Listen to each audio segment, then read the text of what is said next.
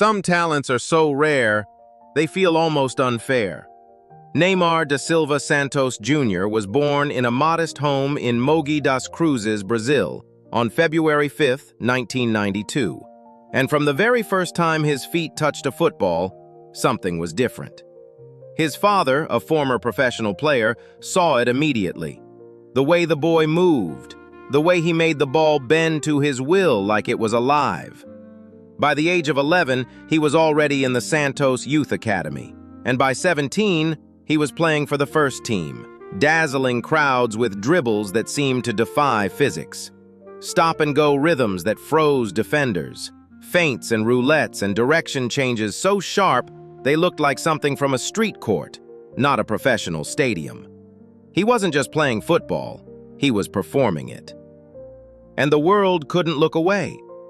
In 2011, he helped Santos lift the Copa Libertadores, the crown jewel of South American football. He won South American Footballer of the Year twice.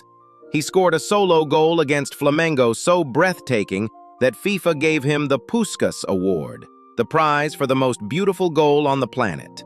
He was 20 years old, and everyone was saying the same thing. This boy is the future. Then came Barcelona, a transfer fee of 88 million euros, a new city, a new language, a new level of expectation. And yet, he didn't just survive it, he thrived. Alongside Lionel Messi and Luis Suarez, Neymar formed one of the most terrifying attacking trios in the history of the sport. MSN, they called them. Together, they scored 105 goals and 76 assists in just 186 games. In the 2014-15 season alone, that trio produced 122 goals in La Liga. They won the treble, La Liga, Copa del Rey, and the Champions League, all in one magical year. Neymar was electric. He was joy made human. He was everything football promised when you fell in love with the game as a child. But then, the pressure began to speak. The 2014 World Cup was supposed to be his coronation, playing on home soil, in front of his people, carrying the weight of an entire nation on his back. He started beautifully. 4 goals, 2 braces, a country on fire with belief. And then, a knee in the spine, a fractured vertebra. And just like that, he was gone. Brazil fell apart without him. 7 goals against them in a single match, a national trauma. And somehow, even in his hospital bed, the blame found its way to him. As if one man's absence could explain an entire team's collapse. The years that followed told a brutal story. In 2017, PSG paid 222 million euros for him, a world record that screamed impossible expectations. Champions League or failure, that was the deal.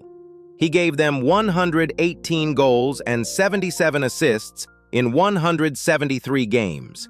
He gave them everything he had, and still, the trophy never came. And with it came the whispers. The critics sharpened their knives. They pointed at the injuries, metatarsal fractures, ankle ligament ruptures, hamstring tears.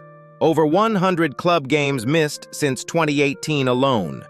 They pointed at the rolling on the ground during the 2018 World Cup, the exaggerated falls, the theatrics that became memes, and they said, "He's soft." They talked about the parties, the lifestyle, the immaturity under pressure. They asked whether the boy from Santos had the mentality to match the miracle of his talent. And somewhere inside all of that noise, a real question got buried. What does it feel like to be handed the weight of being the next Pelé before you're even old enough to understand what that means? In 2022, he passed Pelé himself to become Brazil's all-time top scorer, 79 goals and counting. He won Olympic gold in 2016, scoring the winning penalty in front of a screaming home crowd. He has given football moments that will live forever. But the Champions League never came. The World Cup never came. And so the world remains divided. Was Neymar a genius undone by pressure? Or was the pressure always too heavy for any one human to carry? That question has no easy answer. And maybe that's exactly what makes his story so impossible to forget.